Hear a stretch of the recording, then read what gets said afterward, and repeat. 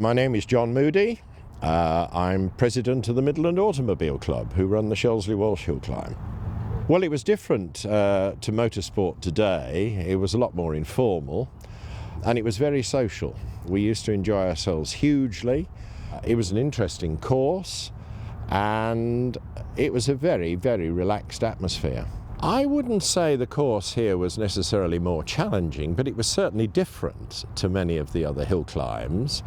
It was not a steep course. They didn't climb substantially from the beginning to the end, but it was very interesting in its own way, and there were one or two features here that you didn't necessarily see at other hill climbs. For example, the cars came up and turned right in front of the door of the chateau, and if they went off on that particular corner, there was an enormous rhododendron bush, and they disappeared into that. Not at high speed, but that's what they did.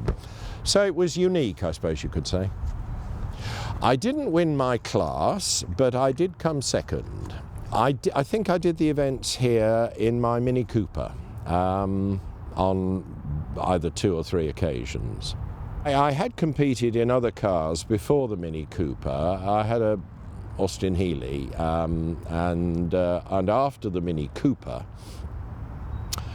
my wife and I got married, so sold the competition car, and I thought that when we settled in our married life, I'd probably buy another competition car. But one thing led to another, and I ended up by not competing again. But of course, I then went on to get involved back in motorsport by commentating and administrating. The fact that hill climbing has still remained very social, even though it's got more technical.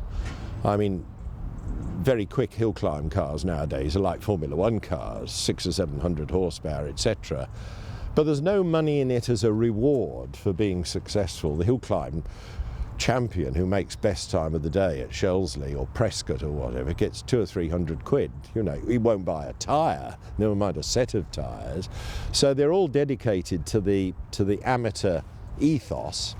And it's still very social, but it is a lot more technical. And that's part of its charm, that it has remained accessible to spectators. Spectators at hill climbs can go and talk to drivers and can touch the cars and ask questions about them. Can't do that in Formula 1. The first advice I'd actually give them goes back to the way it was all those years ago. I'd just say to them, make sure you enjoy yourself. You know, it's not the end of the world. Make sure that you enjoy yourself. And I'd tell them that if they want to win the event, they can't win the event on the first class run. So it'll be a new course. Part of it will be refurbished from the last time, but a lot of it will be absolutely new. And their only experience before they jump in the car will be walking the course. So I'd just say, take it gently, plenty of things to hit round here, make sure you enjoy it.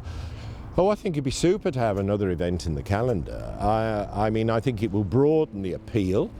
We're in the same county, we're only 15 or 20 miles apart, or whatever it is, and I think people will come here and will be drawn to Shelsley, and people from Shelsley will come here.